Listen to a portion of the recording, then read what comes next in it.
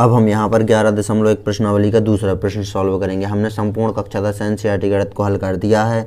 यदि आप संपूर्ण कक्षा 10 एनसीईआरटी गणित को हल सहित देखना चाहते हैं तो डिस्क्रिप्शन जरूर चेक करें, और यदि आप जोक्स चुटकुले शायरी पढ़ना चाहते हैं तो हमारी वेबसाइट bundelyjokes.com से भी आप चेक कर सकते हैं। तो यहाँ पर 4 सेंटीमीटर, 5 सेंटीमीटर और 6 सेंटीमीटर भुजाओं वाला एक त्रिभुज की रचना करना है हमें, और फिर इसके समरूप एक अन्य त्रिभुज की रचना करना है जिसकी भुजाएं दिए हुए त्रिभुज की संगत भुजाओं की 2/3 गुनी हो।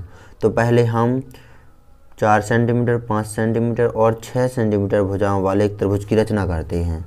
तो यहाँ पर सबसे बड़ी भुजा है 6 सेंटीमीटर, तो यहाँ पर 6 सेंटीमीटर हम माप लेते हैं।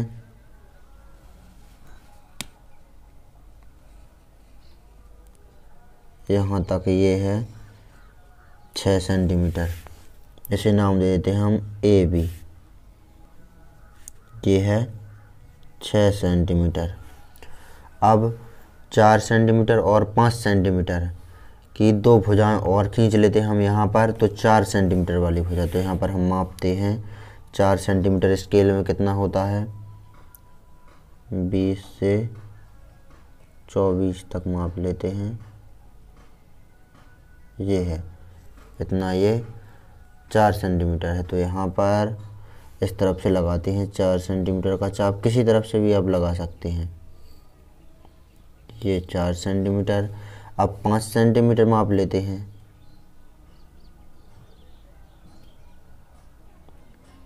ये हो गया स्केल में 5 सेंटीमीटर। तो 5 सेंटीमीटर इस तरफ से चाप लगा देते हैं।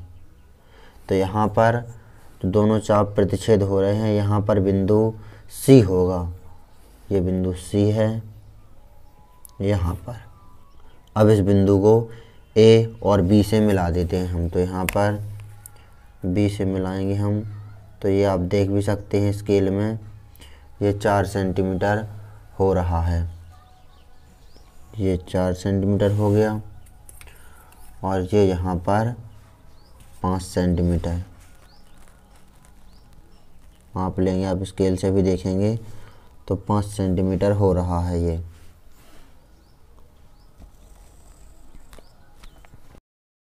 यहाँ पर दर्शा देते हैं 5 सेंटीमीटर और 4 सेंटीमीटर। ये 5 सेंटीमीटर है और ये भुजा है 4 सेंटीमीटर।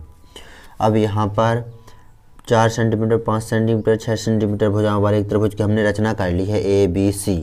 अब इसके समरूप एक अन्य त्रिभुज की रचना करते हैं जिसकी भुजाएं दिए हुए त्रिभुज की संगत भुजाओं की 2/3 गुनी हो। तो यहाँ पर प्रश्न में इसी प्रकार दिया गया होगा, भाग में संख्या कितने बटे कितनी गुनी हो। तो यहाँ पर आपको ध्यान देने वाली बात ये है कि यहाँ पर जो संख्या बड़ी हो, कितनी है बड़ी, यहाँ पर 3 है बड़ा। तो बिंदु A से हमें न्यून कोण लेते हुए एक किरण खींचना है, AX किरण। यहाँ से सीधी नहीं होना चाहिए, ना ही इस तरफ हो। न्यून कोण बनाते हुए आप किसी भी तरह की खींच सकते हैं, और उसको 3 बराबर भागों में बांटना है। जो इन दोनों संख्या में बड़ा हो उतने ही बार AX किरण को हमें बांट देना है, उतने ही भागों में। तो यहाँ पर हम AX किरण को खींचते हैं पहले बिंदु A पर न्यून कोण बनाते हुए। तो यहाँ पर ये हम न्यून कोण बनाते हुए 90 अंश का कोण मत बने। यहाँ पर सीधी सीधी रेखा नहीं आपको ले आना है, झुका करके ले आना है, तो ये न्यून कोण हो जाएगा। ये हमने AX किरण खींच दी। अब AX किरण को 3 समान भागों में विभाजित करना है हमें। तो यहाँ पर 3 समान भागों में विभाजित कर देते हैं हम। यहाँ पर 20 से 3 23, 23 से 3 26, 26 से 3 29। ये इस प्रकार हमने 3 के अंतर पर 3 समान भागों में विभाजित कर दिया AX किरण को। ये हमने इसीलिए किया है क्योंकि यहाँ पर देखेंगे जो संख्या बड़ी होगी उतने ही भागों में AX किरण को हमें विभाजित करना है। तो यहाँ पर और यहाँ पर X1, यहाँ पर X2 और यहाँ पर X3। इस प्रकार हमें AX किरण को 3 बराबर भागों में विभाजित कर देना है। अब जो 3 है, ये X3, इसको हमें बी से मिलाना है। तो यहाँ पर जो समरूप त्रिभुज बनेगी वो बड़ी बनेगी ए बी सी से या छोटी, ये हमें इस प्रकार पता लगेगा। जो 2/3 है, 2/3 है, 3 का भाग 2 में देंगे तो नहीं जा रहा है, दशमलव में भाग जा रहा है। तो दशमलव में भाग जाए, जब इस प्रकार भाग जा रहा है दशमलव में, तो जो त्रिभुज ए बी सी के समरूप त्रिभुज बनेगा वो इस त्रिभुज से ए बी सी से छोटा बनेगा, क्योंकि नीचे की संख्या का भाग ऊपर की संख्या में दे रहे हैं तो दशमलव में आ रहा है, यानी 1 से बढ़कर नहीं आ रहा है, 1 से कम ही है ये। तो जो समरूप त्रिभुज बनेगा अन्य, वो ए बी सी से छोटा त्रिभुज बनेगा। तो यहाँ पर x3 को b से मिलाते हैं हम, ये हमें करना पड़ता है, ये इस प्रकार, ये हमने x3 को b से मिला दिया। अब यहाँ पर x2, 3 को तो हमने b से मिला दिया, x2 को जो x2 से किरण खींचेंगे वो x3b के समांतर खींचेंगे। तो ये हम किस प्रकार करेंगे, समांतर रेखा या किरण खींचने के लिए यहाँ से हम समांतर रेखा इस प्रकार खींचेंगे। पहले इस कोण के बराबर यहाँ पर कोण बनाएंगे, फिर रेखा खींच देंगे। तो यहाँ पर इस कोण को हम देखेंगे तो यहाँ पर इतना चाप लगाते हैं, ये इस प्रकार का, इतना ही चाप इस बिंदु पर लगाएंगे, इस रेखा को छूते हुए इस प्रकार का। अब यहाँ पर ये कोण हम माप लेंगे यहाँ से यहाँ तक, ये कितना है, तो यहाँ पर ये लगभग माप लेते हैं हम, लगभग इतना है, ये है। अब इतना ही चाप इस बिंदु से लेते हुए हम इस प्रकार का यहाँ पर कट मार देंगे, ये इस प्रकार। तो x2 से इस बिंदु को मिलाते हुए रेखा खींचेंगे, वो ए बी को जिस बिंदु पर प्रतिच्छेद करेगी उस बिंदु को हम नाम दे देंगे आगे। तो यहाँ पर यहाँ से होते हुए ये इस प्रकार की रेखा खींचेंगे। तो यहाँ पर x3b के समांतर हमने x2 यहाँ पर बिंदु दे दिए हैं C'। तो यहाँ पर x3b के समांतर हमने x2C' रेखा खींच दी। अब यहाँ पर BC के समांतर रेखा खींचेंगे, यहाँ से इस भुजा में जो AC है इसमें कहीं पर बिंदु मिल जाएगा, उसे हम नाम दे देंगे B'।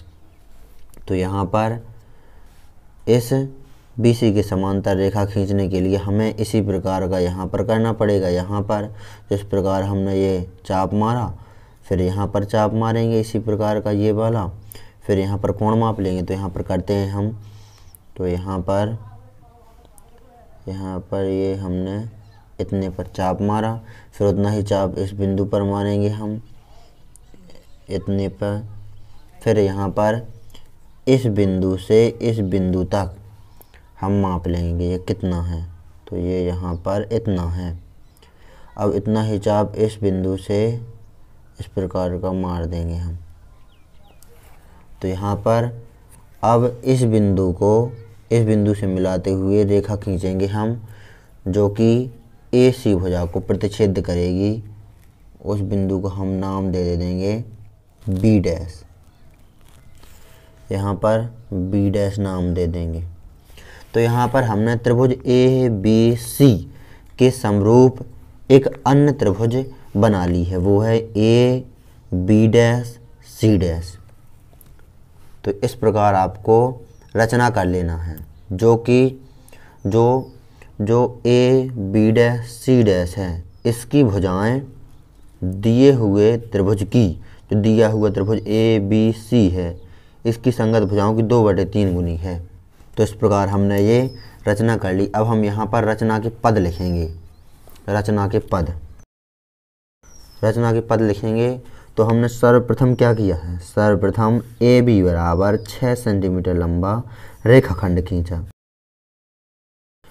दूसरे बिंदु में हमने क्या किया कि AC बराबर 5 सेंटीमीटर चाप लगाया और BC बराबर 4 सेंटीमीटर चाप लगाया। फिर हमें बिंदु C मिल गया, फिर A को C सी से मिलाया और बी को सी से मिलाया। ए बी बराबर 5 सेंटीमीटर तथा बी सी बराबर 4 सेंटीमीटर चाप लगाकर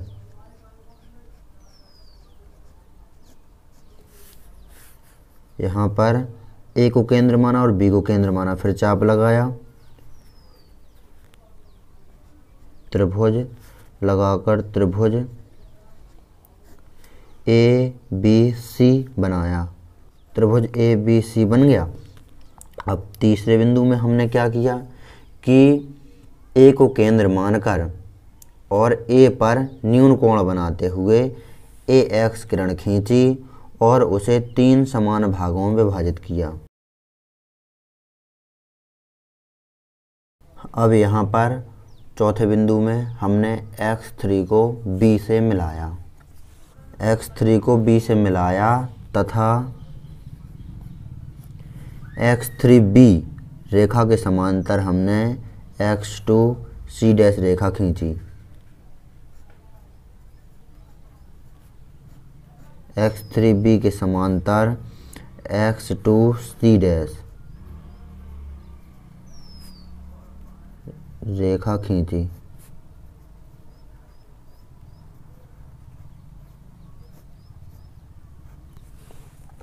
पांचवा बिंदु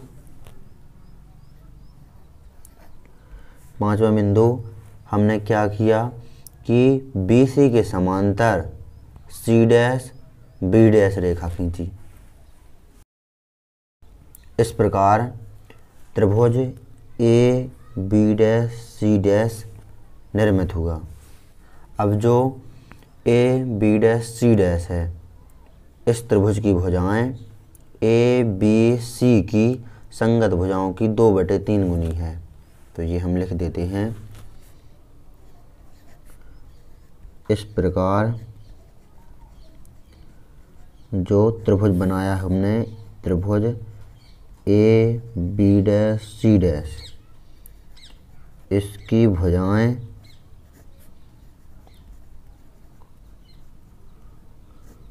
दिए हुए त्रिभुज की संगत भुजाओं की 2/3 गुनी है। जो दिया हुआ त्रिभुज है, ये आप ध्यान देना, वो है त्रिभुज ABC जो हमने शुरुआत में बनाया था। तो इस प्रकार आपको इस प्रश्न को अच्छी तरह से सॉल्व कर लेना है। यहाँ पर आपको इस प्रकार की आकृति आपको बना देना है जिस प्रकार प्रश्न में कहा गया है, फिर रचना के पद लिख देना है। तो नोट कर लीजिए इस प्रश्न को अच्छी तरह से। यदि आप संपूर्ण कक्षा 10 NCERT गणित को हल सहित देखना चाहते हैं तो डिस्क्रिप्शन ज़रूर चेक करें।